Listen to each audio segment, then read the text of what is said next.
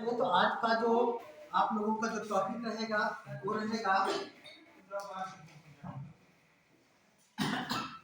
नीति आयोग और पंचवर्षीय योजनाएं। ठीक है ना? नीति आयोग और पंचवर्षीय योजनाएं।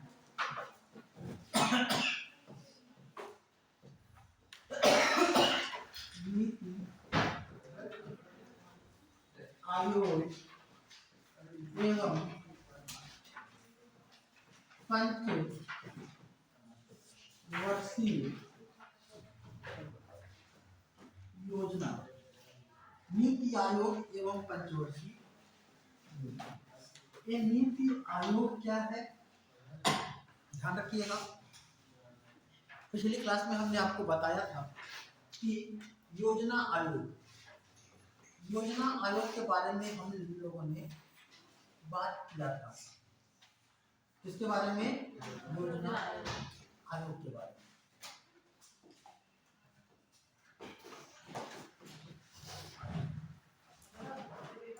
योजना आयोग के स्थान पर नीति आयोग की स्थापना की गई। किसकी? नीति आयोग की। ध्यान रखिएगा, क्योंकि समय कम है तो हम बहुत ज्यादा डिटेल में ना जाते हुए पॉइंटों को डेडिकेट करते हुए आगे बढ़ेंगे कि जिससे कि आपका ज्यादा से ज्यादा जो सिलेबस है वो कवर हो जाए। ठीक रहेगा? ठीक है। अच्छा, जहाँ तक हमें लगता है कि आप लोग हो सकता है पॉलिटी में योजना आयोग और नीति आयोग के बारे में कुछ संक्षिप्त में पढ़े हो। पढ़ा है कि नहीं? पढ़ा है तो ठीक है, तो हम केवल इतना ही करते हैं। ठीक है ना? योजना आयोग के बारे में पिछली क्लास में आप लोगों ने देखा था थोड़ा सा। हम लोग नीति आयोग की बात करें तो नीति आयोग क्या है? योजना आयोग का क्वेश्चन आ सकता है, प्रतिस्थापन है या विस्तार है। ठीक है ना? तो ध्यान रखिएगा, नीति आयोग योजना आयोग का पूर्ण रूप से प्रतिस्थापन है। तो क्या लिख सकते हैं? पूर्ण रूप से प्रतिस्थापन। ठीक है? जो नीति आयोग है, नीति आयोग योजना आयोग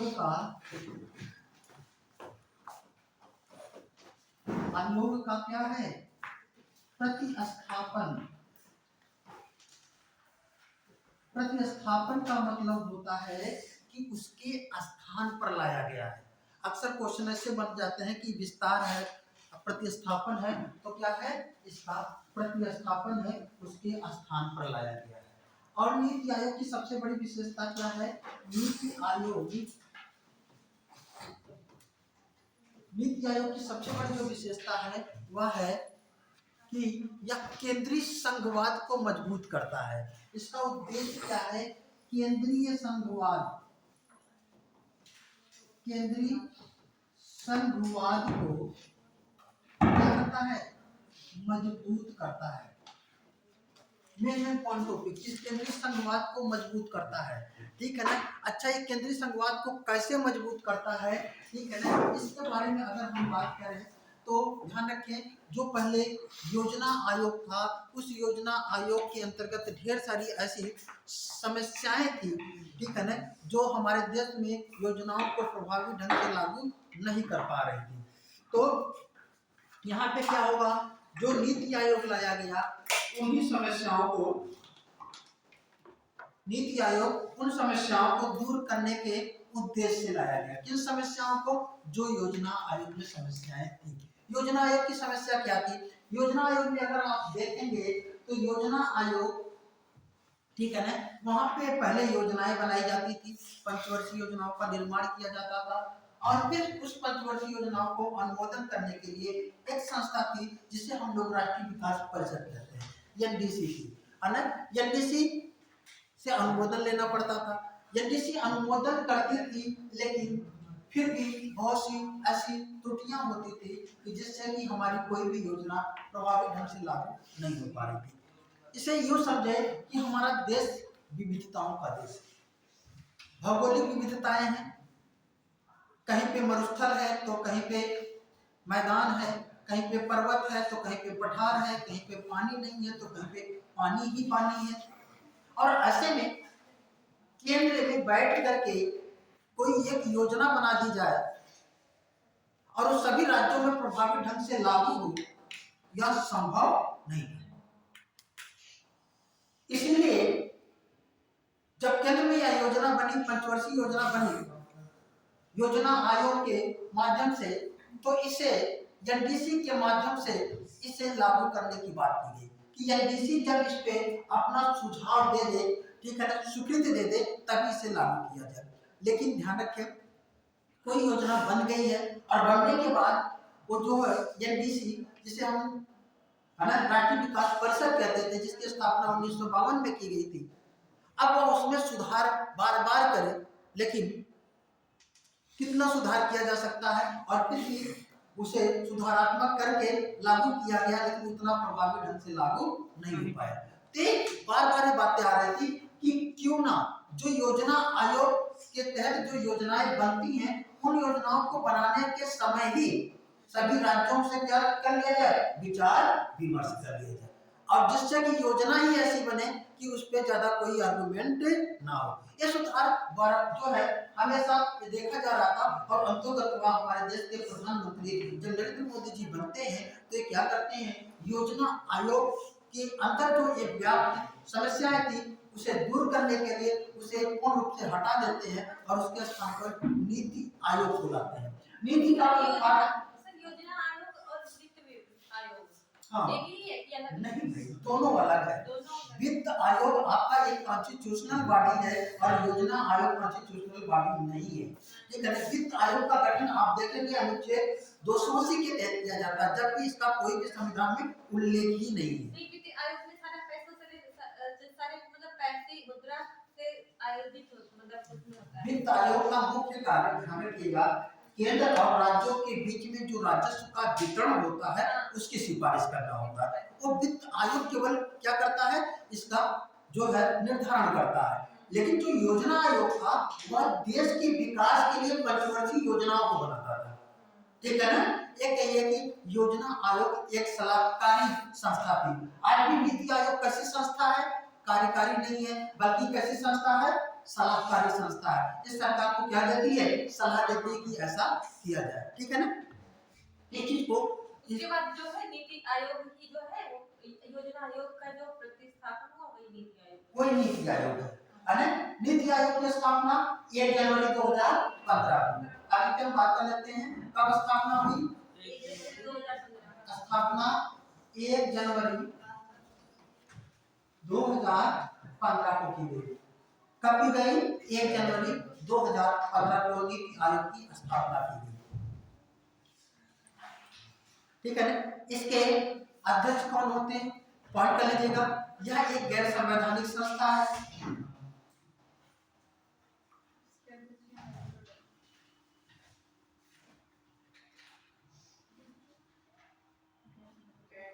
यह एक गैर संवैधानिक संस्था है। प्रधानमंत्री इसका पदेन अध्यक्ष होता है।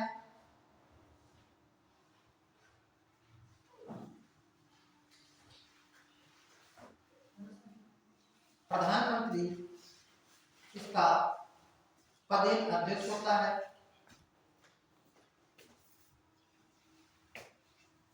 इसका एक उपाध्यक्ष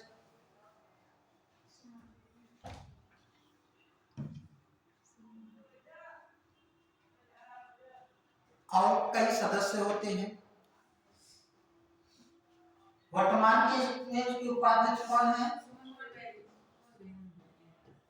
उपाध्यक्ष सुमन बेरी है। इसके मुख्य कार्यकारी अधिकारी कौन है, BR सुब्रमण्यम। मुख्य कार्यकारी अधिकारी कौन है, BR सुब्रमण्यम।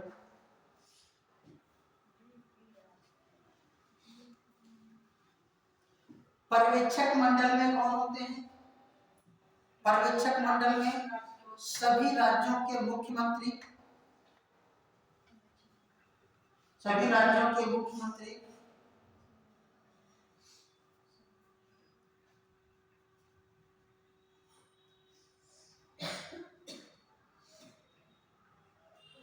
और केंद्र शासित प्रदेशों के प्रशासक।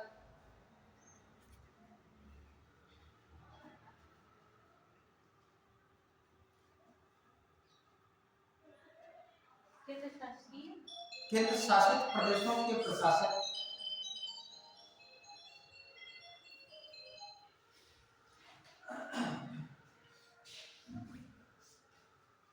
केंद्र शासित प्रदेशों के क्या है प्रशासक।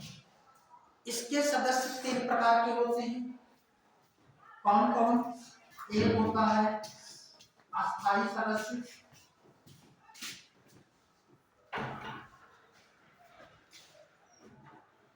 ठीक है, जो अस्थायी सदस्य होते हैं फिक्स होते हैं। दूसरा होता है पदेय सदस्य, इस सब के बारे में यूपीएससी में लिखाया है। पदेय सदस्य में कौन कौन होते हैं, है ना? गृह मंत्री, वित्त मंत्री, कृषि मंत्री, रेल मंत्री, ठीक है ना? आमंत्रित सदस्य,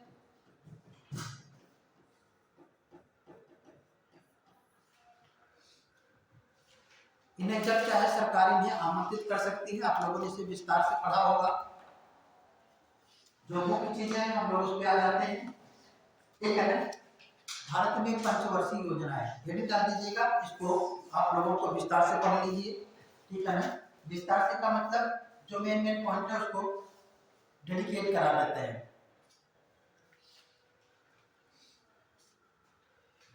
पंचवर्षीय योजना, पहली पंचवर्षीय योजना ध्यान रखिएगा कब चली थी? 1 अप्रैल 1952 से 31 मार्च 1900 यहाँ पे, हाँ 51 कर लीजिए बेटा, 52 लिखिए है। 1 अप्रैल 1951 से 31 मार्च 1956 पहले पंचवर्षीय योजना का कार्यकाल है, ठीक है ना? जल्दी जल्दी लिखते चलिएगा। इसमें मेन काम क्या हो रहा था पहली पंचवर्षीय योजना में, ठीक है ना? इसका मुख्य विकास लक्ष्य क्या था? मुख्य विकास लक्ष्य कृषि और सिंचाई का विकास करना। इसका मेन ऑब्जेक्ट क्या था? कृषि और सिंचाई का विकास करना।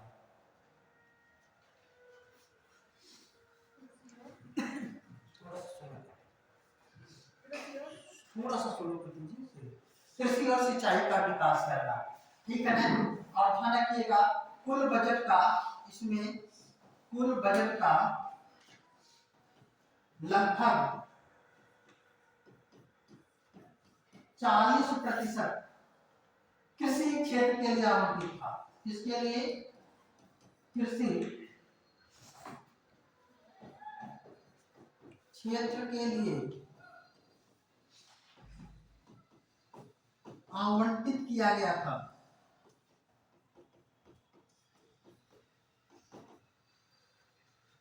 कृषि क्षेत्र के लिए आवंटित किया गया था। कितना? 40%। इसका मतलब है, ध्यान रखिएगा एग्जैक्ट डाटा तो 39.9 है, इतना परसेंट था, लेकिन आप इतना नहीं, लगभग में आ जाइए। लगभग 40% किसके लिए? कृषि क्षेत्र के लिए आई क्या किया गया था? आवंटित किया गया था। और इसी के समय में क्या किया गया था?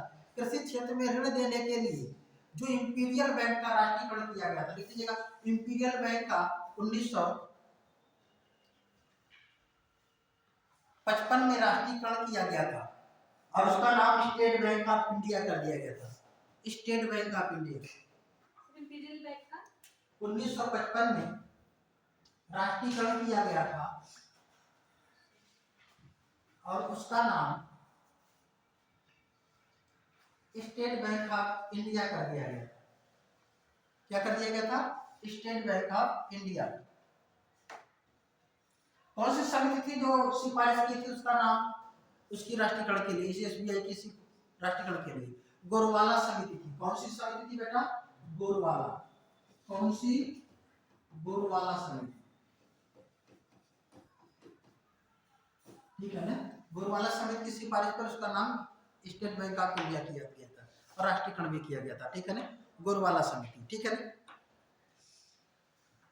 और क्या किया गया था? ग्रामीण क्षेत्रों के विकास के लिए 1952 में एक योजना चलाई गई थी, सामुदायिक विकास योजना। सामुदायिक विकास योजना कब चलाई गई थी? 1952 में। कम्युनिटी डेवलपमेंट प्रोग्राम, इंग्लिश में तो नहीं है ना, आप लोग बहुत कम क्लास लेते हैं, है ना? एडमिशन नहीं हुआ है। कम्युनिटी डेवलपमेंट प्रोग्राम, ठीक है ना? कब? 1952 में। फिर देखिएगा 1953 में राष्ट्रीय प्रसार सेवा कार्यक्रम, राष्ट्रीय प्रसार सेवा कार्यक्रम,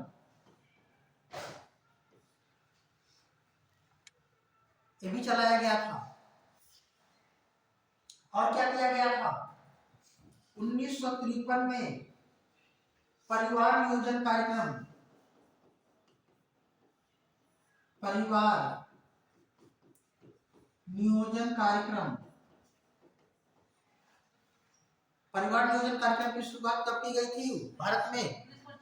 1953 में। और परिवार नियोजन कार्यक्रम को लागू करने वाला विश्व का पहला देश है ना?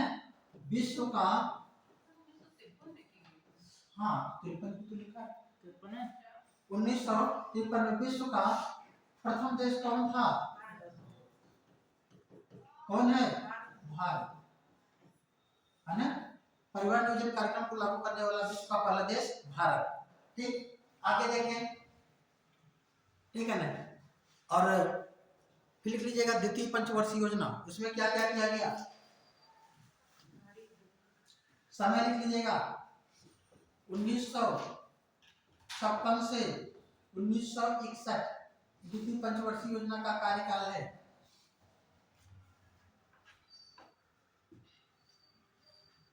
मुख्य विकास लक्ष्य क्या था? मेन ऑब्जेक्ट, मुख्य विकास लक्ष्य आधारभूत उद्योग,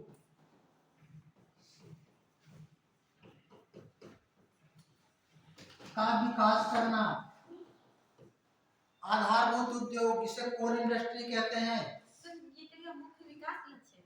हाँ, मेन मुख्य विकास लक्ष्य इसका था आधारभूत उद्योग का विकास करना।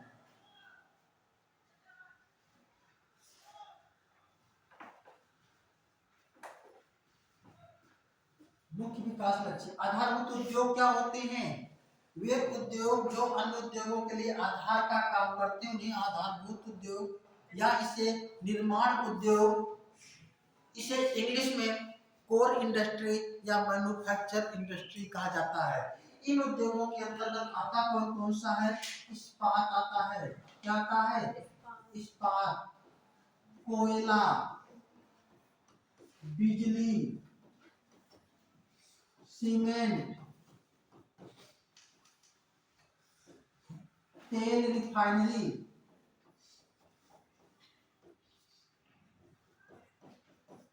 ये सभी क्या होते हैं? आधारभूत उद्योग होते हैं। ठीक है ना? इनके बिना अन्य उद्योगों की संकल्पना नहीं की जा सकती, तो इसलिए हम लोग क्या करते हैं? आधारभूत उद्योग। इन आधारभूत उद्योगों की स्थापना के लिए क्या किया गया था? 3 आधारभूत इस्पात उद्योग स्थापित किए गए थे द्वितीय पंचवर्षीय योजना में। वो कौन कौन से थे? दुर्गापुर इस्पात उद्योग। सर पेट्रोलियम नहीं होगा इसमें? पेट्रोलियम नहीं होगा? तेल में आ जाएगा, तेल आ गया ना, पेट्रोलियम, अच्छा, है ना? दुर्गापुर इस्पात उद्योग। दुर्गापुर कहाँ पड़ता है बेटा? पश्चिम बंगाल में। कहाँ पे? पश्चिम बंगाल में दुर्गापुर इस्पात उद्योग। यह स्थापित किया गया था किसके सहयोग से? ब्रिटेन, ब्रिटेन के सहयोग से। दूसरा था भिलाई इस्पात उद्योग, छत्तीसगढ़ में पड़ता है, पहले मध्य प्रदेश में था। ठीक है ना? किसके सहयोग से किया गया था? रूस के। तीसरा था राउरकेला इस्पात उद्योग, कहाँ पे है? उड़ीसा में। किसके सहयोग से? जर्मनी के सहयोग से बनाया गया था। और इसमें क्या किया गया? इस पंचवर्षीय योजना में द्वितीय औद्योगिक नीति लाई गई थी 1956 में। 1956 में द्वितीय औद्योगिक नीति,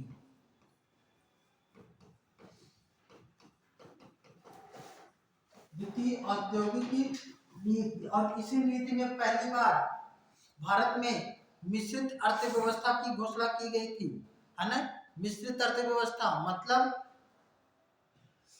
उद्योग के क्षेत्र में निजी क्षेत्र को भी यहाँ पे क्या किया गया था? आमंत्रित किया गया था। तो मिश्रित अर्थव्यवस्था बहुत महत्वपूर्ण है द्वितीय औद्योगिक नीति में, है ना। मिश्रित अर्थव्यवस्था पड़ती है। और क्या किया गया था इस समय? एक समिति बैठाई गई थी जिसे कहते हैं बलवंत राय मेहता समिति। बलवंत राय मेहता समिति कब गठित की गई थी? 1957 में। रिपोर्ट दी 58 में। और क्या कहा? भारत में एक पंचायत का गठन किया जाए, है ना। पंचायत के गठन का सुझाव दिया।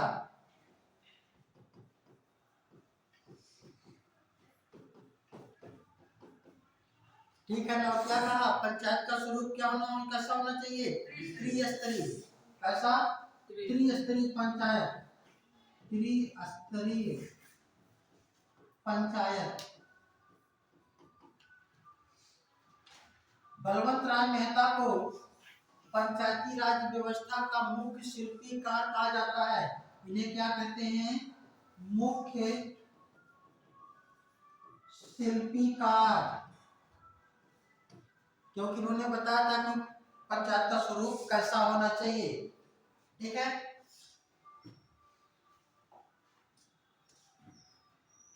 क्या? मुख्य शिल्पीकार बताया था। और इसके बाद इन्हीं के ही समय में 1959 में भारत में पहली बार पंचायती राज व्यवस्था की शुरुआत की गई। पंचायती राज व्यवस्था की शुरुआत कहाँ पे हुई थी? राजस्थान के नागौर जिले में। राजस्थान के नागौर जिले में। राज्य स्तर पर पंचायती राज व्यवस्था की शुरुआत करने वाला देश का पहला राज्य, ये तो शुरुआत करने वाला था, आंध्र प्रदेश। राज्य स्तर पर किसने किया था?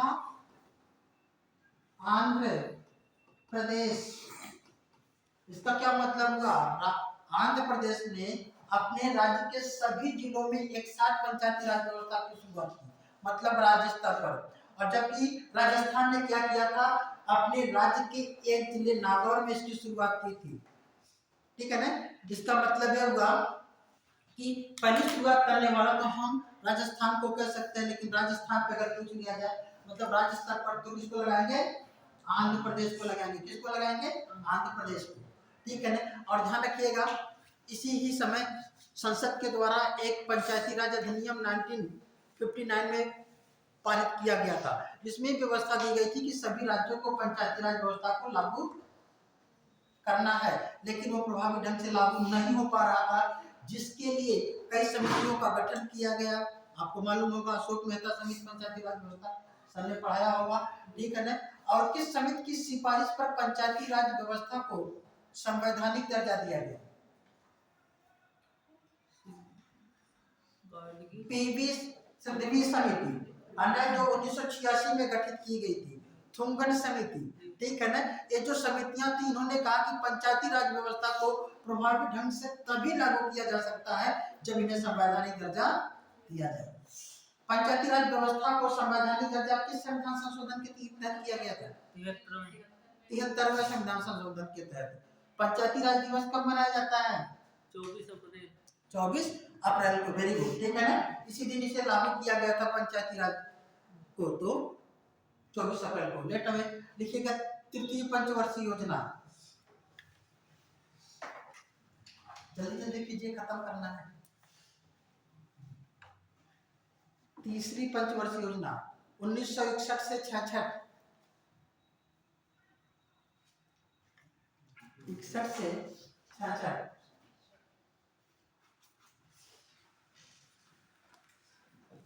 1961 से 1966।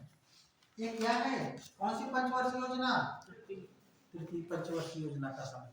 इसका मुख्य विकास लक्ष्य अर्थव्यवस्था में आत्मस्फूर्ति की अवस्था को प्राप्त करना था। आत्मस्फूर्ति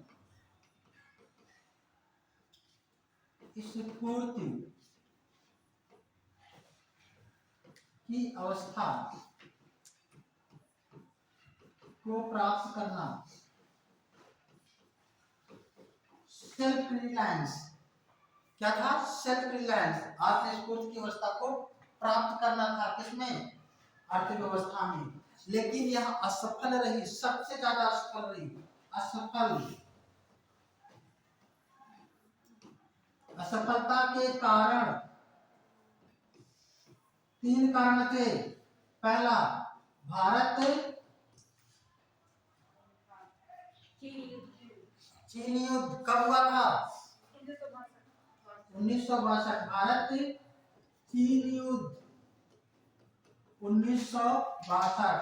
फिर भारत पाक युद्ध 1965। फिर तीसरा 1965 और 66 में आकाल। ये 3 मुख्य कारण थे जो तीसरी पंचवर्षीय योजना असफल हो गई थी। और इसी पंचवर्षीय योजना में एक काम किया गया था, है ना? मार्च 1966 में हरित क्रांति की शुरुआत की गई थी। हरित क्रांति की शुरुआत कब की गई थी? मार्च 1966 में, ठीक है ना। ध्यान रखिएगा, यह मार्च, जैसे 31 मार्च होता तो यह पंचवर्षीय योजना खत्म हो जाती, तब इसकी जो क्रेडिट होती जो त्रिपंचवर्षीय योजना में प्रारंभ की गई तो शायद नहीं मिल पाती। इसके बाद 3 साल तक हमारे देश में पंचवर्षीय योजना का निर्माण नहीं किया गया। वो समय था कौन कौन कब से कब तक, ठीक है। पहली बार क्या है? योजना अवकाश। कब से? 1 अप्रैल 1966 से 31 मार्च 1967 ये योजना अवकाश है। फिर 1 अप्रैल 1967 से 31 मार्च 1968। फिर 1 अप्रैल 1968 से 31 मार्च 1969, है ना। और फिर 3 साल तक योजना अवकाश था। चौथी पंचवर्षीय योजना शुरू होती है कब? 1 अप्रैल 1969 से, ठीक है ना। इसके पहले जो योजना अवकाश था, इस समय हमारे देश में और भी कुछ व्यापक कार्य किए गए। क्या काम किया गया था? हरित क्रांति, है ना। नाम सुना है हरित क्रांति का? Green revolution. हरित क्रांति की शुरुआत की गई और उसका काफी क्या किया गया? प्रसार किया गया। तो यही पे लिख लीजिएगा हरित क्रांति।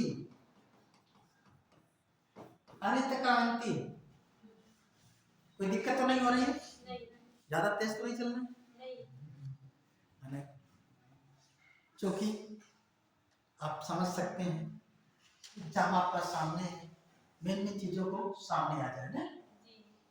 हम इसे टाइम टेक करके इसको पढ़ाते हैं तो पढ़ने में और भी आनंद आता है, लेकिन आनंद फिर भी आएगा, ठीक है ना। हरित क्रांति। हरित क्रांति का जनक किसे कहा जाता है? नॉर्मन बोरलॉग को। नॉर्मन बोरलॉग को हरित क्रांति का क्या कहा जाता है? जनक, a father of green revolution. लेकिन ग्रीन रेवोल्यूशन शब्द का प्रयोग किसने पहली बार किया? हरित क्रांति शब्द का प्रयोग किसने किया? तो इसको भी लिख लीजिएगा। हरित क्रांति शब्द का प्रयोग सबसे पहले किसने किया? विलियम गैड। विलियम गैड साहब ने सबसे पहले हरित क्रांति शब्द का प्रयोग किया। ये अमेरिका के एक अर्थशास्त्री थे। जब खाद्यान्न का उत्पादन खूब बढ़ा तो इन्होंने कहा कि दिस इज ग्रीन रेवोल्यूशन, एक ग्रीन रेवोल्यूशन है। और इसी से ही ग्रीन रेवोल्यूशन शब्द से ही इनको कहा जाता है कि ये सबसे पहले इन्होंने शब्द का प्रयोग किया। ठीक है ना? भारत में हरित क्रांति का जनक, भारत में हरित क्रांति का जनक किसे कहा जाता है? एम एस स्वामीनाथन को। किसे कहा जाता है बेटा? एम एस स्वामीनाथन को। हरित क्रांति का क्षेत्र क्या था? पंजाब, हरियाणा और पश्चिम उत्तर प्रदेश। हरित क्रांति का क्षेत्र पंजाब, हरियाणा और पश्चिम उत्तर प्रदेश। जल्दी जल्दी लिखते चलो। हरित क्रांति का क्षेत्र पंजाब, हरियाणा, पश्चिमी उत्तर प्रदेश। पंजाब, हरियाणा और पश्चिमी उत्तर प्रदेश।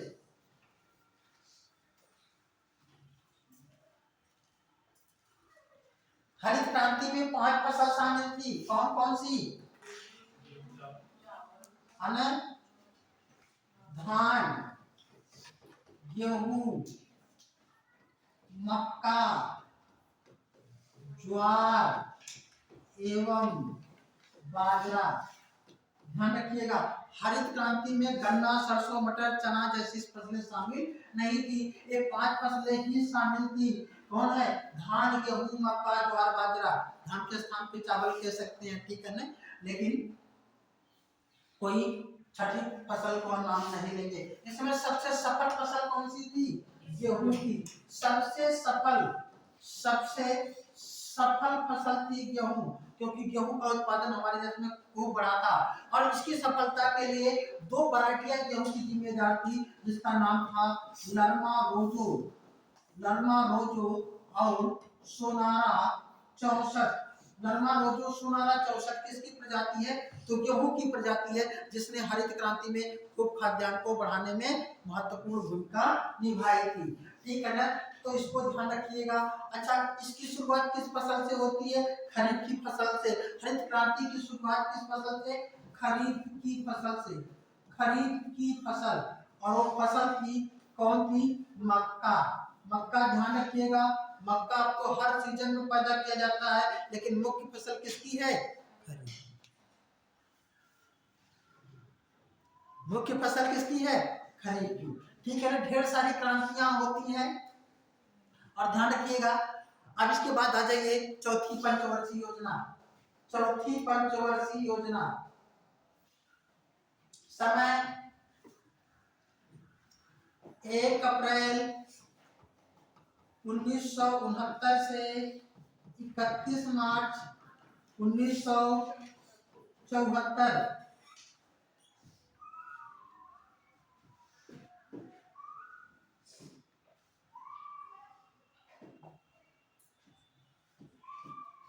मार्च 1974। ध्यान रखिएगा, यह वही समय है जब हमारे देश की प्रधानमंत्री श्रीमती इंदिरा गांधी थी। ठीक है ना? इसमें क्या क्या मेन रूप से किया गया? चौथी पंचवर्षीय योजना में सबसे पहले हरित क्रांति के लिए बजट आवंटित किया गया। क्या किया गया? हरित क्रांति के लिए बजट आवंटित किया गया। क्या किया गया? बजट आवंटित किया गया। ध्यान रखिएगा, इसका मुख्य उद्देश्य क्या था? स्थिरता के साथ विकास करना। क्यों था? बाद में बात करेंगे। स्थिरता के साथ विकास करना। और क्या किया गया? 19 बैंकों का राष्ट्रीयकरण, 19 नहीं 14 बैंकों का। कितना? 14 बैंकों का। 19 जुलाई 1969 को 14 बैंक का राष्ट्रीयकरण किया गया। ठीक है ना? 14 बैंक का क्या किया गया? राष्ट्रीयकरण किया गया। याद रहेगा। और क्या किया गया इसमें? श्वेत क्रांति की शुरुआत, श्वेत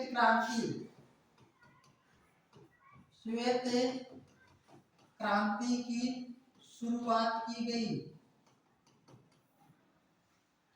श्वेत क्रांति का संबंध दूध उत्पादन से है। श्वेत क्रांति का जनक डॉक्टर वर्गीस कुरियन। डॉक्टर वर्गीस कुरियन क्या है? इसके जनक कहे जाते हैं, फादर ऑफ व्हाइट रेवोल्यूशन। श्वेत क्रांति के क्या होते हैं? जनक कहे जाते हैं। इन्होंने क्या किया था? डॉक्टर वर्गीस कुरियन साहब ने गुजरात के एक जिला है आनंद, कौन सा जिला है? आनंद में एक संस्था बनाई थी जिसका नाम है national dairy development board, NDDB की स्थापना की थी। ठीक है ना? एनडीडीबी क्या थी? ये जो संस्था थी या देश की, भारत की जो देसी नस्लें थी उन नस्लों को या विदेशी नस्लों को क्रॉस करा करके दूध में उत्पादकता की वृद्धि की। आनंद कौन थे? आनंद डिस्ट्रिक्ट है। अच्छा, डिस्ट्रिक्ट। हाँ, आनंद। ठीक है ना? जिला है। ठीक है। नेशनल डेयरी डेवलपमेंट बोर्ड की स्थापना की गई थी और इसी का ही क्या नाम है? एक ब्रांड है अमूल। अमूल आनंद मिल्क यूनिट्स लिमिटेड। ठीक है ना? ऐसे करके अमूल का फुल फॉर्म है। ये ध्यान रखिएगा, इसी का क्या है? ये ब्रांड है। ठीक। अब भारत में सबसे ज्यादा दूध का उत्पादन कौन सा राज्य करता है? उत्तर प्रदेश।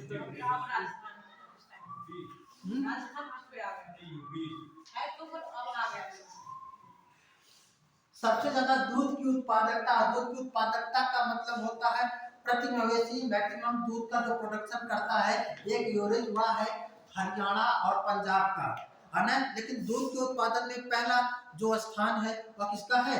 उत्तर प्रदेश का। हाँ, अभी ध्यान रखिएगा उत्तर प्रदेश का था, लेकिन अभी जो करंट में हमने लिखाया कि ये यूपीएससी वालों में किसका नाम आ गया है? राजस्थान का, है ना? और भारत में सबसे ज्यादा दूध का उत्पादन करने वाले कौन से मवेशी हैं? कौन से हैं? गाय या भैंस? भैंस है। कौन है? भैंस। कुछ लोगों को याद आ गया। ठीक है ना? है ना? ठीक है ना? भैंस से सबसे ज्यादा दूध का उत्पादन होता है। 51% से ज्यादा भैंस का कंट्रीब्यूशन है और गाय का जो कंट्रीब्यूशन है बेटा 46 है।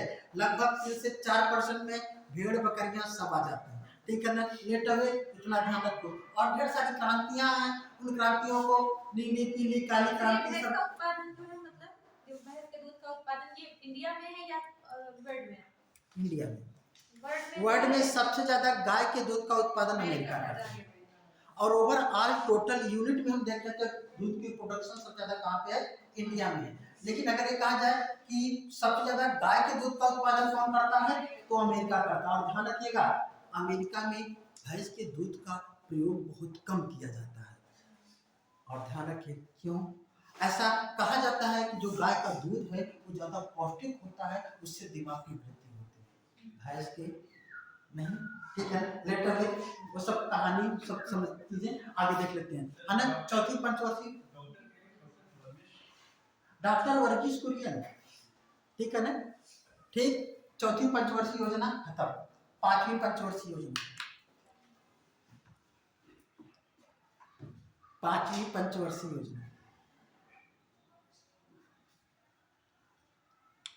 1 अप्रैल 1974 से 31 मार्च 1979।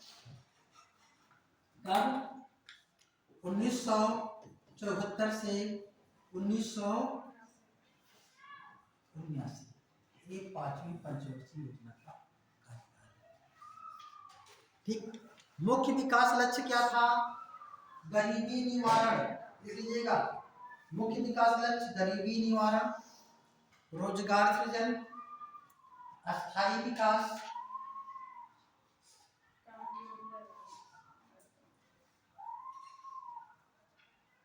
मुख्य विकास है ना, गरीबी निवारण। इधर ध्यान दीजिए, घर पे पढ़ते हैं, ठीक है, तो याद ज्यादा होगा। ठीक, गरीबी निवारण, गरीबी निवारण, रोजगार सृजन,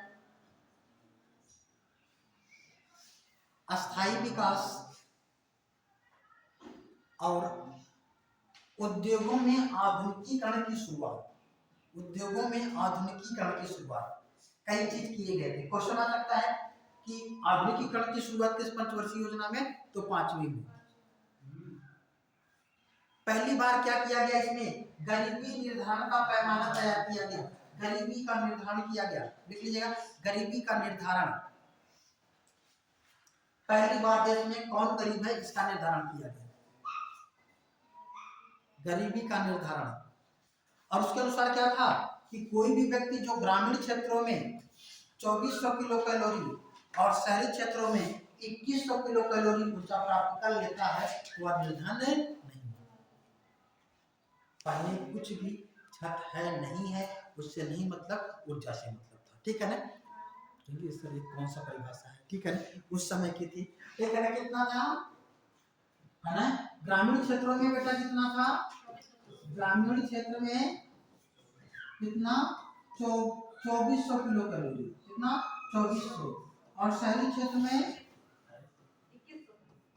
शहरी क्षेत्र में 2100 किलो कैलोरी ऊर्जा जो प्राप्त कर लेता था वह निर्धन नहीं था। ठीक है ना। और इसी में एक काम किया गया था, गरीबी हटाओ का नारा दिया गया था। ये खूब पूछा जाता है, गरीबी हटाओ का नारा, गरीबी हटाओ का नारा दिया गया था कब? 5वीं पंचवर्षीय योजना में।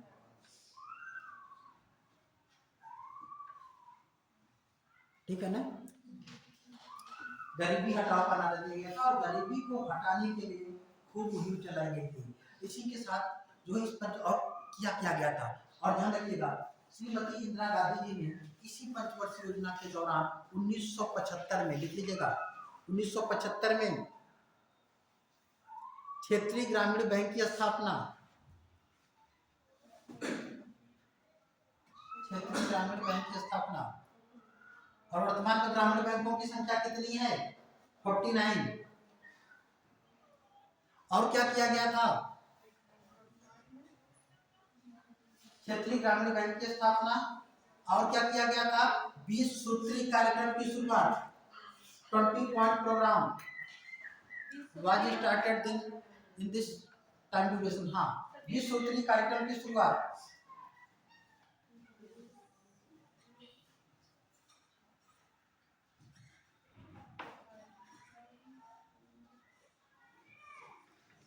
और क्या किया गया था? 1976 में संविधान का 42वां संशोधन, 1976 में संविधान का 42वां संशोधन, जिसे मिनी संविधान भी कहते हैं। बहुत फेरबदल हुआ था, उस पर हम नहीं आएंगे। फिर क्या हुआ था? इस पंचवर्षीय योजना को लिख लीजिएगा, इस पंचवर्षीय योजना को जनता पार्टी सरकार के द्वारा अपने समय से 1 वर्ष पूर्व ही समाप्त करने की घोषणा कर दी गई थी। जनता पार्टी सरकार के द्वारा 1 वर्ष पूर्व ही समाप्त करने की घोषणा। मतलब ध्यान रखें, 1976 में संविधान में बड़ा फेरबदल हुआ, जिससे हमारे देश में बहुत ज्यादा विरोध उसका हुआ और अंतर्गतवा 1977 में श्रीमती इंदिरा गांधी की सरकार गिर गई और 77 में एक नई सरकार बनी जिसे जनता पार्टी की सरकार कहते हैं। और इसी ही ध्यान रखिएगा पंचवर्षीय योजना के दौरान, ठीक है ना, पहली बार हमारे देश में गैर कांग्रेसी प्रधानमंत्री का जो है क्या होता है, नियुक्ति की जाती है। गैर कांग्रेसी प्रधानमंत्री पहले कौन थे, मुरारजी देसाई। मुरारजी देसाई हमारे देश के पहले गैर कांग्रेसी प्रधानमंत्री थे, जो कांग्रेस पार्टी से नहीं थे। वो किस पार्टी से, जनता पार्टी से थे, ठीक है ना। ज्यादा दिनों तक इनकी सरकार नहीं चली, यद्यपि इसके बाद कौन बने थे, चौधरी चरण सिंह हमारे देश के प्रधानमंत्री बने, लेकिन ये लोग भी ज्यादा समय तक अपना कार्यकाल नहीं पूरा कर पाए। और इसके बाद क्या होता है, फिर से चुनाव होता है और 1980 में श्रीमती इंदिरा गांधी फिर से बहुमत से क्या बनाती है, अपनी सरकार बनाती है, ठीक है ना। तो ध्यान रखिएगा इस पंचवर्षीय योजना, अब छठी पंचवर्षीय योजना लिख लीजिएगा, छठी पंचवर्षीय योजना, छठी पंचवर्षीय योजना,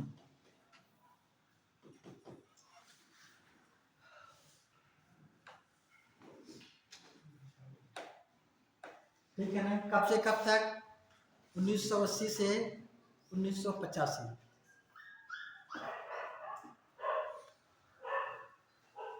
80 से 85। कुछ लोग सोच रहे हैं सर तो बहुत तेजी से पढ़ा रहे हैं, ठीक है ना। मांग है, जैसी मांग होती है ना वैसे सप्लाई की जाती है। डिमांड इसी की है तो सप्लाई ऐसी ही है। मांग पूर्ति का नियम पढ़ाया था ना आप लोगों ने, हाँ? तो चलिए, तो डिमांड अब इस समय ऐसी है कि हम जल्दी जल्दी पढ़ाएं इसको ना बेटा, पढ़ाओगे नहीं तो कोर्स नहीं पूरा, बस उद्देश्य ही है। घबराइएगा नहीं, मैं हूँ आपके साथ, ठीक है ना। मतलब जितना बताएं उसको करते जाइए, केवल सुनते जाइए, मेन मेन चीजों को डेडिकेट करते जाइएगा, ठीक है ना, बोला कर लीजिएगा। इस पंचवर्षीय योजना में क्या किया गया था, देख लीजिएगा, पहली बार रोजगार माप का पैमाना तैयार किया गया। रोजगार माप का पैमाना, स्टैंडर्ड पर्सन ईयर जिसे कहते हैं, क्या कहते थे, स्टैंडर्ड पर्सन ईयर, पैमाना तैयार किया गया।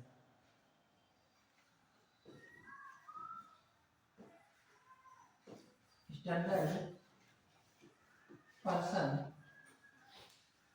ईयर कहा गया, क्या कहा गया, standard person year. Standard person year में क्या क्या चीजें थी, इसमें ध्यान रखिएगा। सबसे पहले तो कोई भी व्यक्ति, इसमें एक ही महत्वपूर्ण चीज है, उसी को नोट करिएगा कि कोई भी व्यक्ति प्रत्येक दिन 8 घंटे कार्य करते हुए एक वर्ष में 273 दिन कार्य करते हुए, हाँ, एक वर्ष में 273 दिन कार्य करता है तो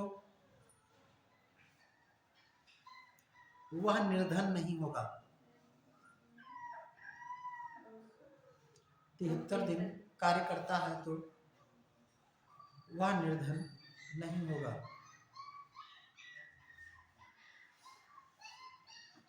ठीक है ना, मतलब पहली बार ये कहा गया कि कौन व्यक्ति निर्धन नहीं बेटा, बेरोजगार नहीं होगा, सर वह बेरोजगार नहीं होगा, उसको बेरोजगार करना पड़ेगा। वह क्या होगा, बेरोजगार नहीं, निर्धनता को तो बता दिया, बेरोजगार बता रहा था, बेरोजगार नहीं होगा, ठीक है ना। क्लियर हो गया यहाँ पे, ठीक है ना। इसमें क्या किया गया था, लिख लीजिएगा। इस पंचवर्षीय योजना का मुख्य विकास लक्ष्य लिख लिया कि नहीं, लिख लीजिए। मुख्य विकास लक्ष्य रोजगार सृजन, विकास लक्ष्य रोजगार सृजन, गरीबी निवारण,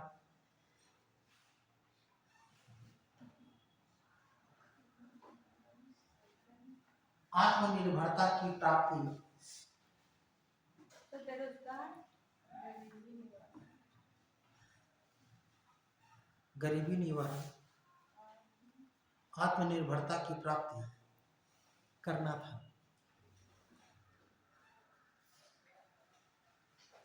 ठीक है ना। ठीक है, इस पंचवर्षीय योजना के दौरान ट्राई सेव कार्यक्रम के दौरान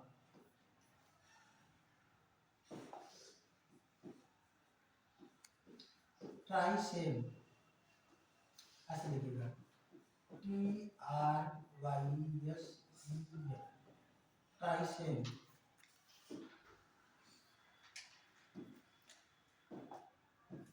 कार्यक्रम की शुरुआत की गई।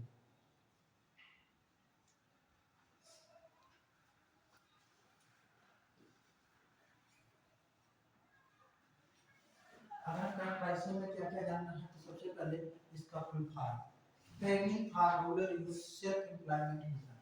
फुल फॉर्म लिख लीजिएगा, training for rural youth self employment mission,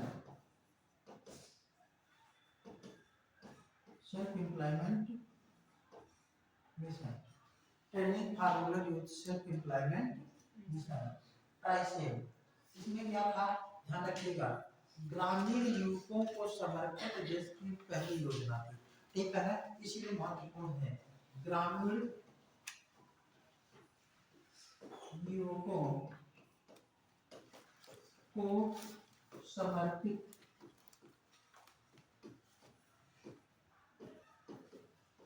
देश की पहली योजना। ग्रामीण युवकों को समर्पित देश की क्या थी ये पहली योजना।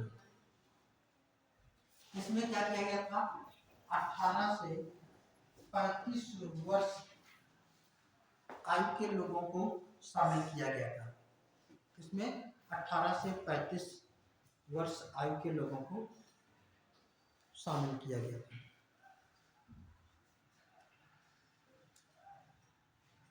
और क्या किया गया था, इसमें एक योजना चलाई गई थी जिसे कहते थे अनवरत विकास योजना।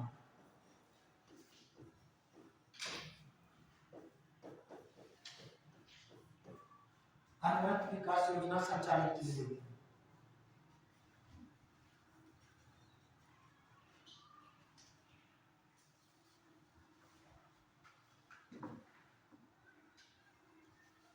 क्या किया गया था, अनवरत विकास योजना। ठीक है, ध्यान रखिएगा ये दोनों योजनाएं, एक तो ट्राइसेम और अनवरत विकास, ये दोनों योजनाएं इसके द्वारा जनता पार्टी सरकार के द्वारा प्रारंभ की गई थी। इसके द्वारा जनता पार्टी सरकार के द्वारा। लेकिन समय क्या होगा, छठी पंचवर्षीय योजना। यहाँ पे भी एक साल का योजना अवकाश दिखाई देता है। दरअसल में यहाँ पे कुछ चीजें समझना ये है कि जब आपने पंचवर्षीय योजना पांचवी को देखा तब से कब तक कार्यकाल 1974 से 1979 ये कार्यकाल है। जनता पार्टी की सरकार बनती है 1978 में, और 78 में ये क्या करती है कि यह इस पंचवर्षीय योजना की समाप्त करने की घोषणा कर देती है। इसलिए कहा जाता है पांचवी पंचवर्षीय योजना को उसके कार्यकाल से एक वर्ष पूर्व ही समाप्त कर दिया गया या उसे 4 साल चलाया गया। और जब करती है तो क्या करती है, फिर नई नीतियों के तहत छठी पंचवर्षीय योजना की शुरुआत करती है। और छठी पंचवर्षीय योजना की जनता पार्टी के द्वारा छठी पंचवर्षीय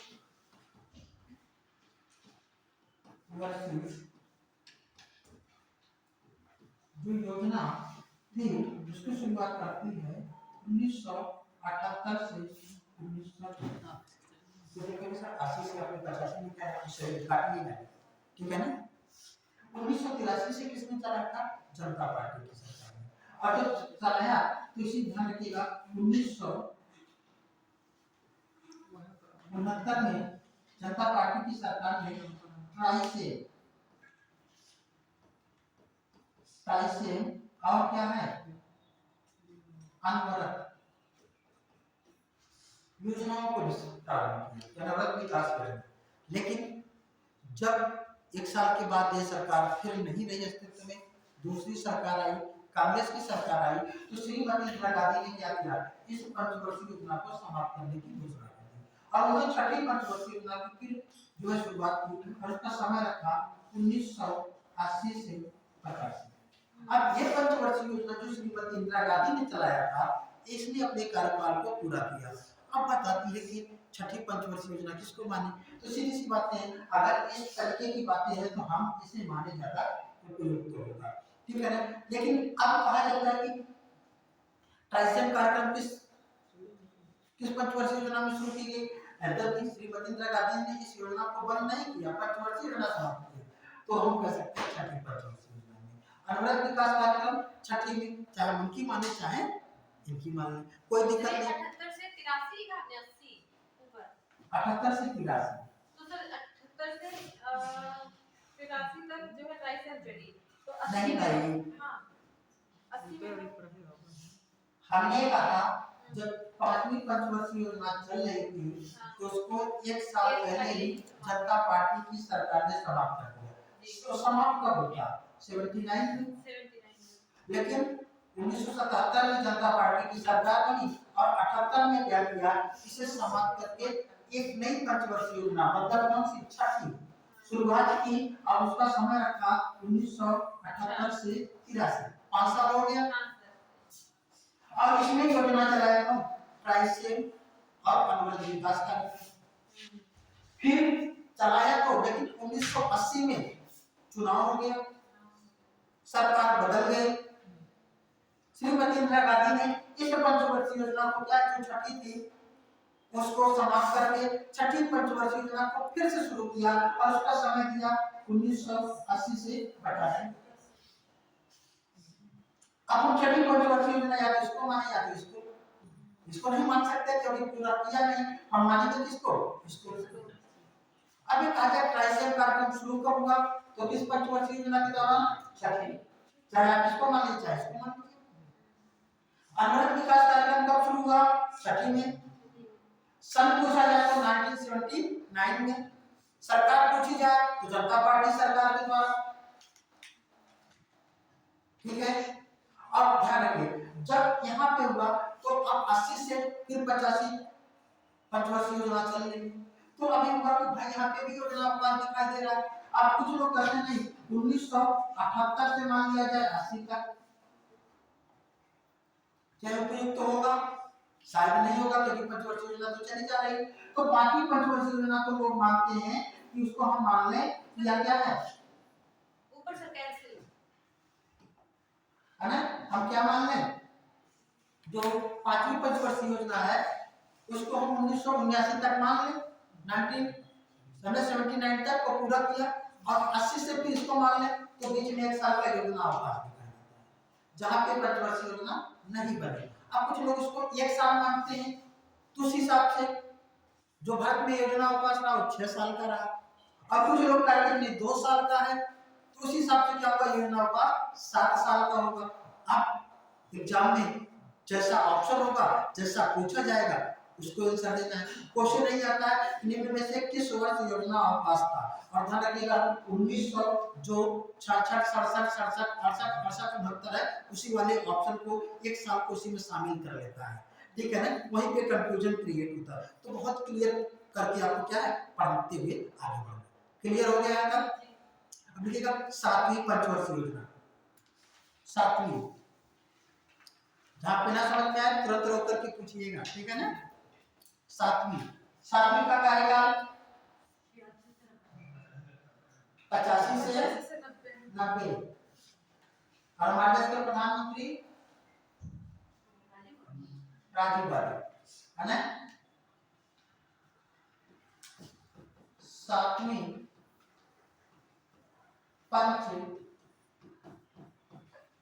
पंचवर्षीय योजना कब, 1 अप्रैल 1985 से 1990, यानी कब 31 मार्च।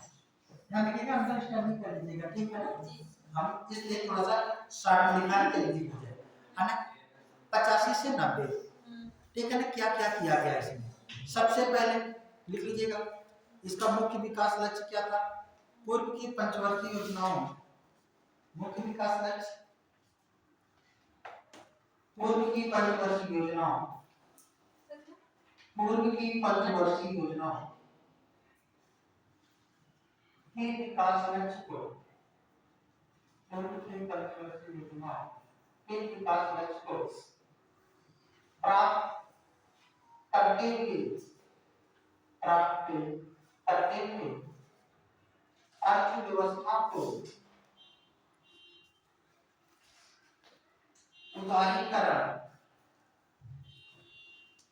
निजीकरण और वैश्वीकरण, अर्थव्यवस्था को उदारीकरण, निजीकरण और वैश्वीकरण, ब्रैकेट में लिख लीजिएगा एलपीजी, लिबरलाइजेशन, प्राइवेटाइजेशन, ग्लोबलाइजेशन, ठीक है ना। एलपीजी मॉडल के लिए तैयार करना था। सर निजीकरण के बाद क्या मतलब है? वैश्वीकरण, ब्रैकेट में LPG, L for liberalisation, P for privatisation, G for globalisation के लिए क्या करना था? तैयार करना। इसके लिए एलपीजी मॉडल के लिए, ठीक है ना। ये एलपीजी मॉडल क्या था इसके बारे में कभी हम लोग विस्तार से बात करेंगे, उसके इम्पैक्ट, प्रभाव, दुष्प्रभाव, ठीक है। अच्छा, इस सातवीं पंचवर्षीय योजना में किया क्या गया? देखिए इसी पंचवर्षीय योजना में राजीव गांधी ने 1986-87 के बजट में शून्य आधारित बजट की शुरुआत की, जीरो बेस बजट, शून्य आधारित बजट की शुरुआत की, जीरो बेस बजट। तो बजट पढ़ाएंगे तो क्या होता है शून्य आधारित बजट, आउटकम बजट क्या होता है, निष्पादन बजट क्या होता है, ये सब कई प्रकार के बजट होते हैं, उसके बारे में बात करेंगे। और क्या किया गया 1989 में जवाहर रोजगार योजना की शुरुआत की। 89 में जवाहर रोजगार योजना की शुरुआत की।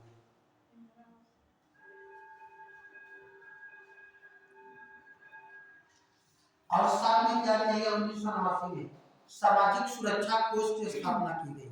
89 में सामाजिक सुरक्षा कोष, सोशल सिक्योरिटी फंड,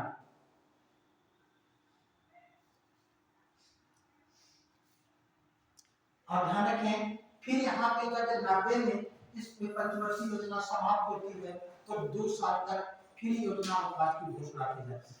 घोषणा नहीं की जाती है बल्कि बनती ही नहीं है पंचवर्षीय योजना, या जो बनाई गई पंचवर्षीय योजना है उसे लागू नहीं किया जा सका।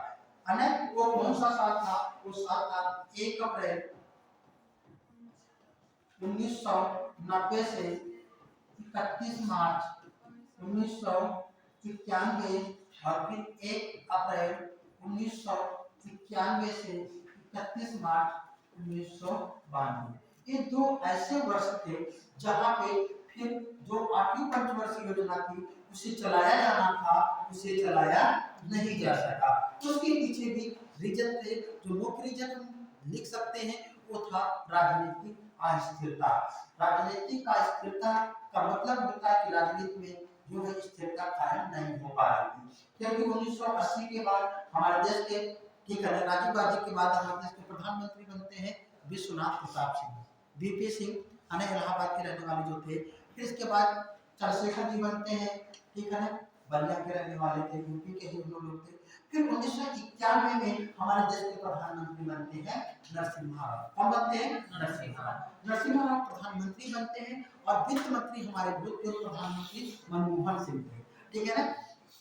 इन लोगों ने फिर हमारे देश में इस एलपीजी मॉडल की नीति को आंशिक रूप से इसको लागू किया और एक भारत में नई आर्थिक नीति की घोषणा की गई, ठीक है ना। वो नई जो आर्थिक नीति थी वह आपको हमने बताया था कि वो किस पे आधारित थी? वो बाजार पर आधारित थी, ठीक है। किस पे आधारित थी? बाजार पर आधारित थी। और यह वही समय है जब भारत पूंजीवादी अर्थव्यवस्था की तरफ क्या होगा? उन्मुख हो गया, ठीक है ना। यह वही समय है। इसके बाद भारत में 1991 की जो आर्थिक नीति थी, इसके बाद भारत की पूरी जो फॉरेन पॉलिसी थी या जो हमारे यहाँ की जितनी भी ग्रोथ पॉलिसियां थी सभी क्या हुई? सब में व्यापक परिवर्तन दिखाई देने लगा। और हमारे देश में निजीकरण, वैश्वीकरण और उदारीकरण को क्या है, पार से आने लगे। और उसका परिणाम आज है, जो आज आप लोग देखते हैं कि हमारे देश में हर क्षेत्र में निजीकरण किया जा रहा है। इसे रोका नहीं जा सकता, इस समय ऐसे नहीं रोका जा सकता, ठीक है ना। अगर आप भी प्रधानमंत्री होंगे तो आप भी इसी रास्ते पे चलेंगे, ठीक है। ये आलोचना करना एक अलग की बात है, लेकिन अभी एक अलग का मुद्दा है विषय का। हम लोग देखिए 8वीं पंचवर्षीय योजना, ठीक है ना। 8वीं पंचवर्षीय योजना का कार्यकाल लीजिएगा 1 अप्रैल 1992 से 31 मार्च 1997। 1 अप्रैल 1992 से 31 मार्च 1997। एक क्या है आपका 8वीं पंचवर्षीय योजना का टाइम ड्यूरेशन है। इसका मुख्य विकास लक्ष्य लिख लीजिएगा, इसका मुख्य विकास लक्ष्य मानव संसाधन का विकास करना था।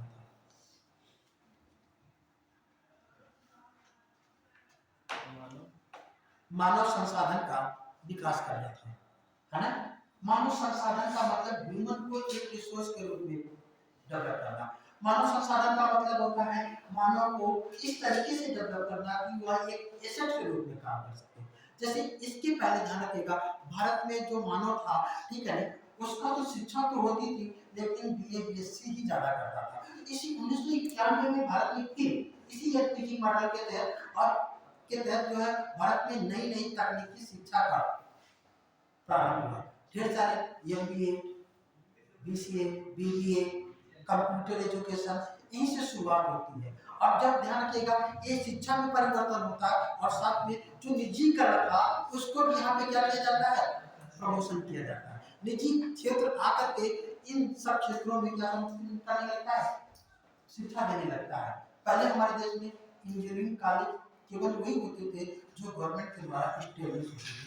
1991 के बाद ही हमारे देश में प्राइवेट सेक्टर में इंजीनियरिंग कॉलेज की खुलने की जो होड़ लगी, इतनी होड़ लगी कि अब अगर देखें तो ब्लॉक स्तर पर, तहसील स्तर पर, जिले स्तर पर कई इंजीनियरिंग कॉलेज स्थापित हो गए। पहले गांव में इक्का दुक्का लोग इंजीनियर मिलते थे, अब हर गांव में 2, 4, 6, 10 इंजीनियर मिल जाते हैं, है ना। वो बेचारे क्या करते हैं, इंजीनियरिंग की डिग्री है लेकिन कहीं के परचून की दुकान पे बिल बना रहे होते हैं, कहते हैं इंजीनियरिंग की पढ़ाई की, है ना। बस इसी का प्रभाव रहा, ठीक है। क्वालिटी बढ़ गई, क्वालिटी घट गई, लेकिन हम लोग यहाँ पे देखेंगे मेन काम क्या हुआ, ठीक है ना। तो सबसे पहले तो लिखिएगा एलपीजी मॉडल पर आधारित पहली पंचवर्षीय योजना। 8वीं पंचवर्षीय योजना क्या थी, यहाँ एलपीजी मॉडल पर आधारित पहली पंचवर्षीय योजना थी। अच्छा, एलपीजी ना पूछे तो पूछ ले उदारीकरण पर आधारित पहली पंचवर्षीय योजना, तो 8वीं। निजीकरण पर आधारित पहली पंचवर्षीय योजना, तो 8वीं। वैश्वीकरण पर आधारित पहली पंचवर्षीय योजना, तो 8वीं, ठीक है ना। एलपीजी मॉडल या उदारीकरण, निजीकरण, वैश्वीकरण पर आधारित पहली पंचवर्षीय योजना कौन थी, वो 8वीं थी, ठीक है ना।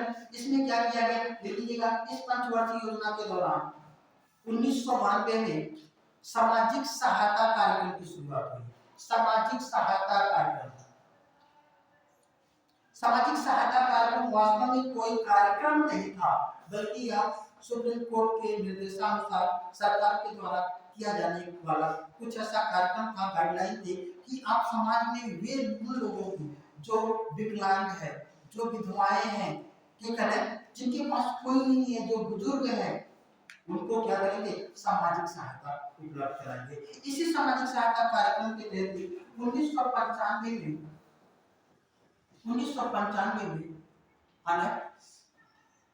इंदिरा गांधी राष्ट्रीय वृद्धा पेंशन योजना, इंदिरा गांधी राष्ट्रीय वृद्धा पेंशन योजना की शुरुआत की गई थी, ठीक है ना। वृद्धा पेंशन योजना जो आज भी वृद्धों को मिलती है, ये तभी से चलाई जा रही है ना।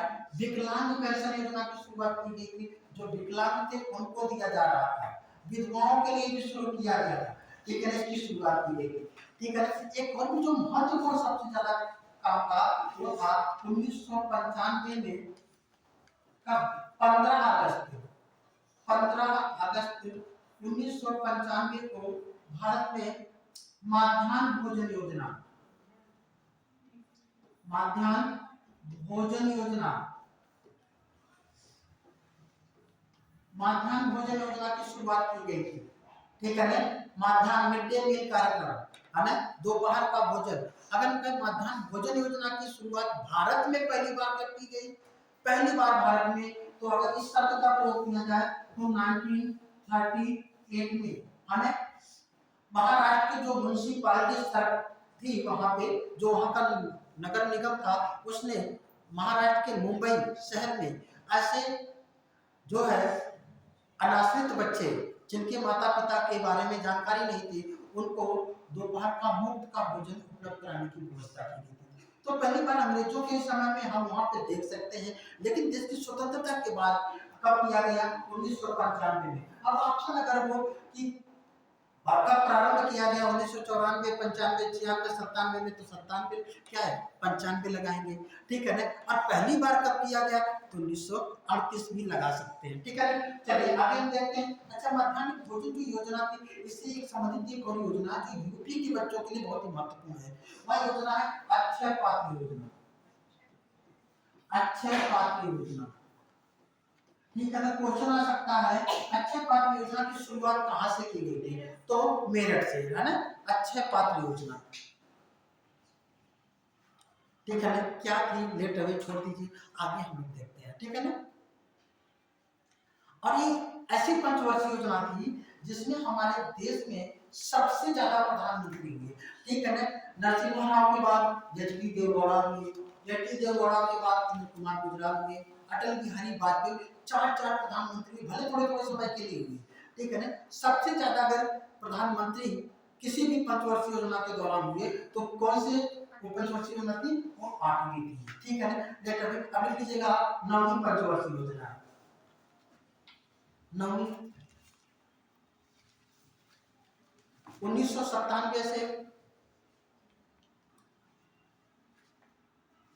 2002, 1997 से 2002 ये 9वीं पंचवर्षीय योजना का समय है।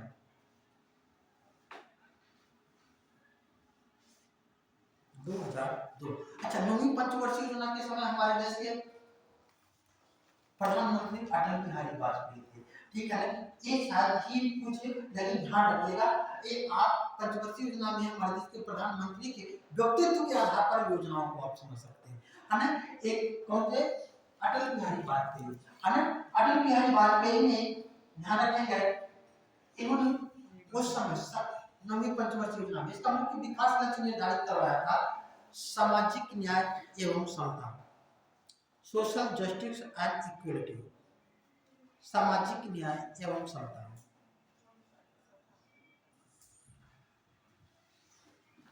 सामाजिक न्याय एवं समता। सामाजिक न्याय एवं समता से क्या मतलब है, मतलब कि अर्थव्यवस्था में विकास किया जाए, लेकिन ऐसा विकास हो जिससे समाज के निचले वर्ग को भी उसका लाभ मिल सके, सामाजिक समानता स्थापित हो सके। ऐसा नहीं कि विकास तो हो रहा है लेकिन एक वर्ग अमीर होता जा रहा है और एक वर्ग गरीब होता जा रहा है। गरीबी और अमीरी की खाई बढ़ने के बजाय क्या होनी चाहिए, कम होनी चाहिए। इस बात को ध्यान में रखकर के यहाँ पे योजनाएं चलाई गई। तो आप ध्यान रखेंगे, इस बात को रखकर के योजनाएं चलाई जाएंगी तो सर्वाधिक योजनाएं किसके लिए होंगी, वो दिखाई देगा कि जो क्षेत्र पिछड़ा है उसके लिए होगी। तो इसके इसी दौरान आप देखेंगे 1997 में शहरी स्वरोजगार योजना की शुरुआत हुई। शहरी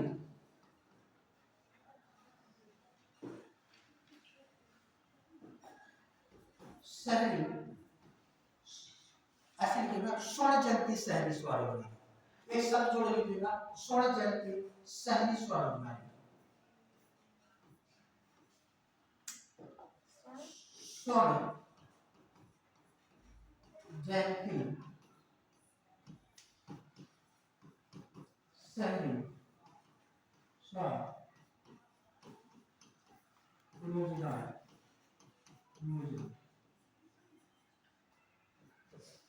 स्वर्ण जयंती शहरी स्वरोजगार योजना, ठीक है।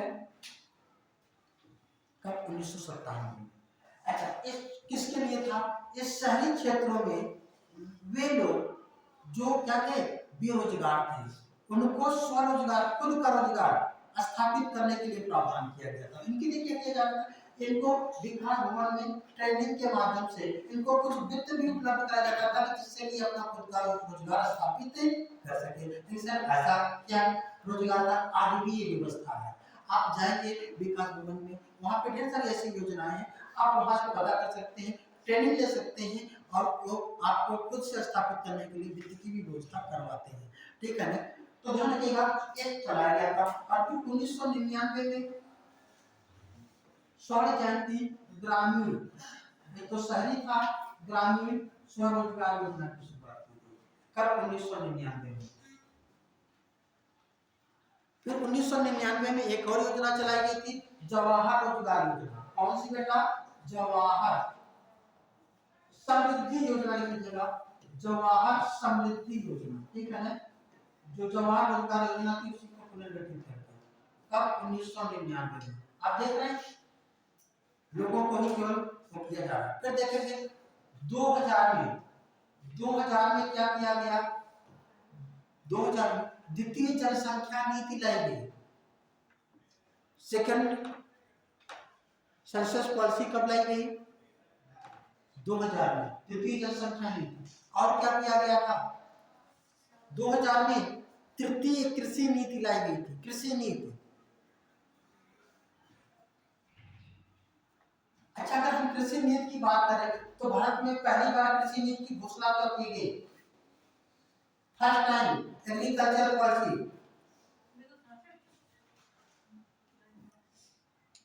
पहली बार कृषि नीति लाई गई थी 1991 में। 1991 में पहली बार एग्रीकल्चर पॉलिसी लाई गई थी। फर्स्ट एग्रीकल्चर पॉलिसी इंट्रोड्यूस इन 1991 में, 1991 में। इसको ध्यान रखिएगा, ये बहुत ही महत्वपूर्ण क्वेश्चन है।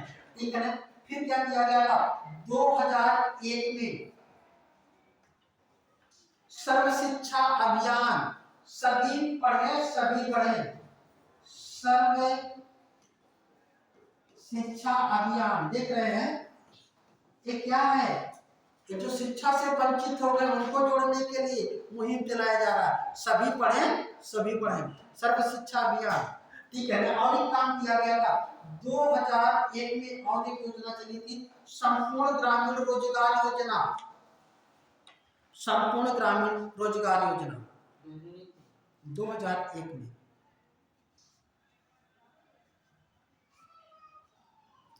आ जाइए आप लोग। ठीक है ना। 10वीं पंचवर्षीय योजना, 10वीं पंचवर्षीय योजना का टाइम मिल जाएगा बेटा, है ना। 1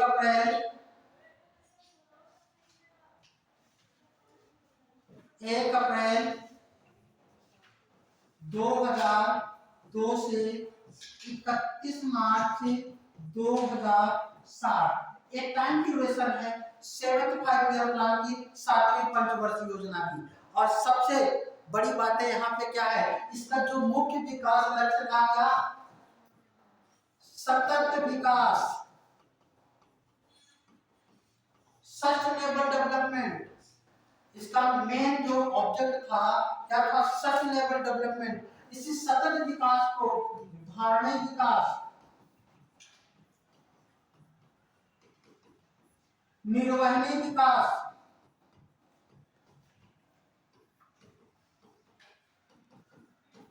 कौशली विकास,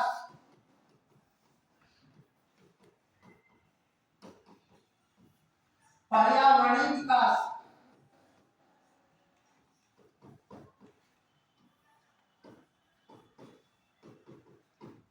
अस्थायी विकास,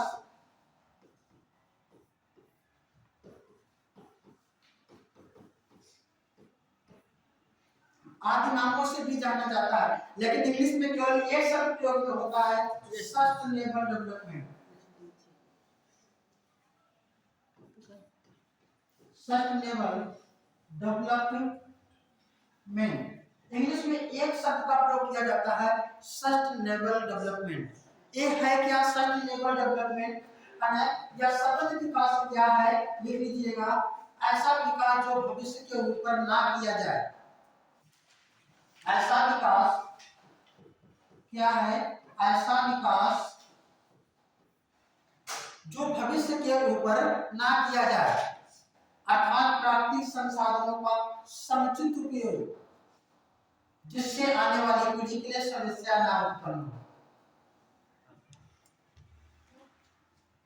अर्थात प्राकृतिक संसाधनों का समुचित उपयोग जिससे आने वाली पीढ़ी के लिए समस्या ना उत्पन्न हो। समुचित उपयोग जिससे आने वाली पीढ़ी के लिए समस्या ना उत्पन्न हो। और क्या चलाया गया था? दो योजनाएं ध्यान रखिएगा, बहुत ही महत्वपूर्ण है दो योजनाएं। एक तो काम के बदले अनाज कार्यक्रम की पुनः शुरुआत। काम के बदले अनाज कार्यक्रम की पुनः शुरुआत।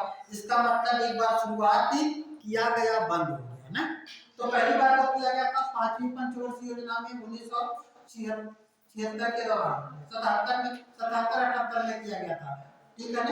काम के बदले अनाज कार्यक्रम की शुरुआत पहली बार 5वीं पंचवर्षीय योजना में 77-78 में किया गया था।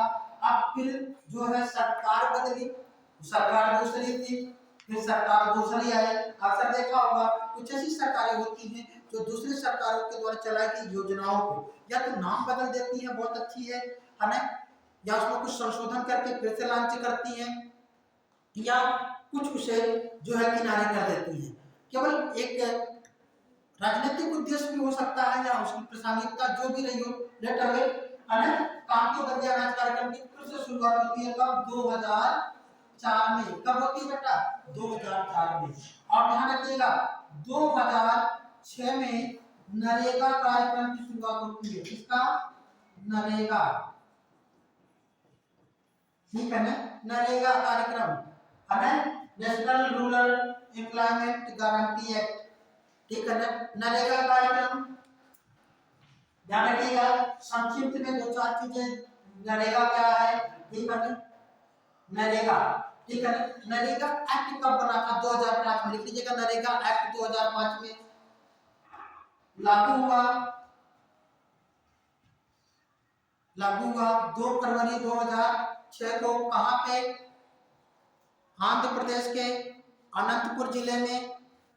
आंध्र प्रदेश के अनंतपुर जिले के बंदापाली गांव में। गांव का नाम क्या था? बंदापाली।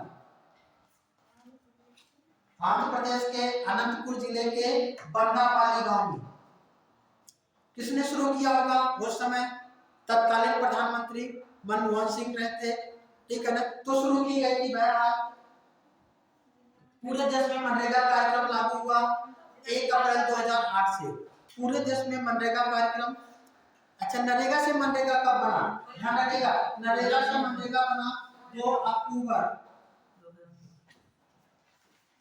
2009 को। ठीक है ना। ये मनरेगा बना। उसके पहले ही नरेगा के नाम से पूरे देश में लागू हो चुका था। तब से 1 अप्रैल 2008 से।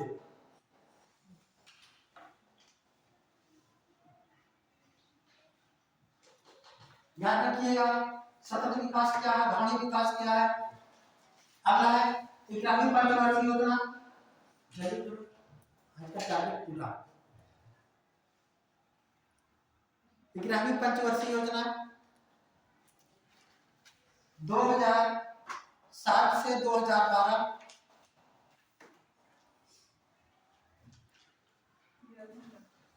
मुख्य विकास लक्ष्य 2007 से 12। मुख्य विकास लक्ष्य सतत विकास, सतत नहीं समावेशी विकास, समावेशी विकास, इंक्लूसिव डेवलपमेंट।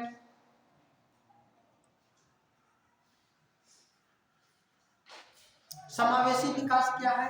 ऐसा विकास जिसमें सभी लोगों की भागीदारी हो। ठीक है ना। ऐसा विकास जिसमें सभी लोगों की भागीदारी हो, क्या कहते हैं? समावेशी विकास। ठीक है ना। क्या होगा? समावेशी विकास। इसमें क्या क्या किया गया था? लिख लीजिएगा। इस पंचवर्षीय योजना के दौरान 2007 में राष्ट्रीय स्वास्थ्य बीमा योजना की शुरुआत। स्वास्थ्य बीमा योजना की शुरुआत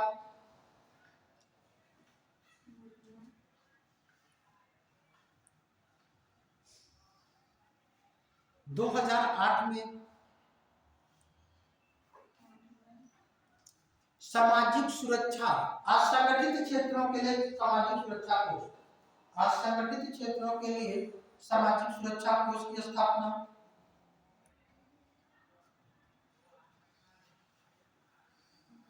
असंगठित क्षेत्रों के लिए सामाजिक सुरक्षा कोष की स्थापना।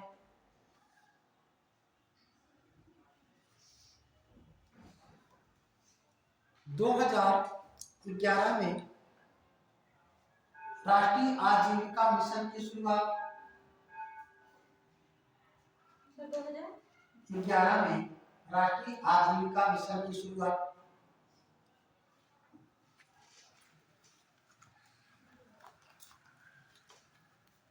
बारहवीं पंचवर्षीय योजना, लास्ट 12 से 17, 12वीं पंचवर्षीय योजना 2012 से 2017।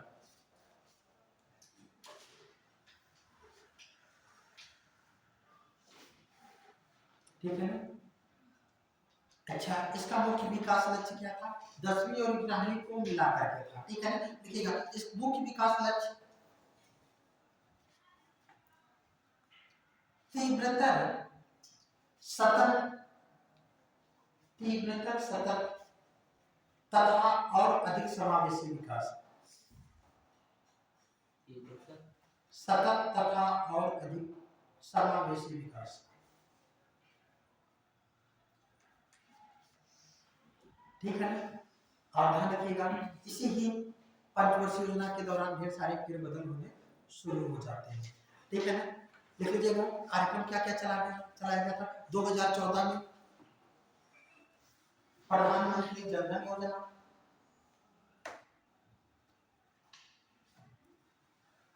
15 में बेटी बचाओ बेटी पढ़ाओ योजना,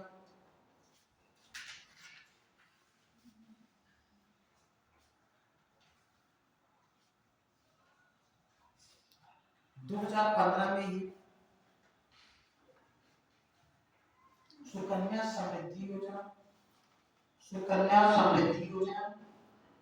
2015 में।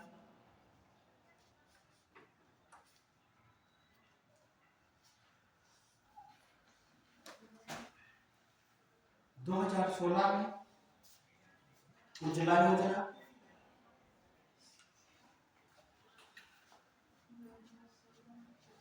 2016 इस तरीके से सभी पंचवर्षीय योजनाएं खत्म हो गई। ठीक है ना? सभी पंचवर्षीय योजनाएं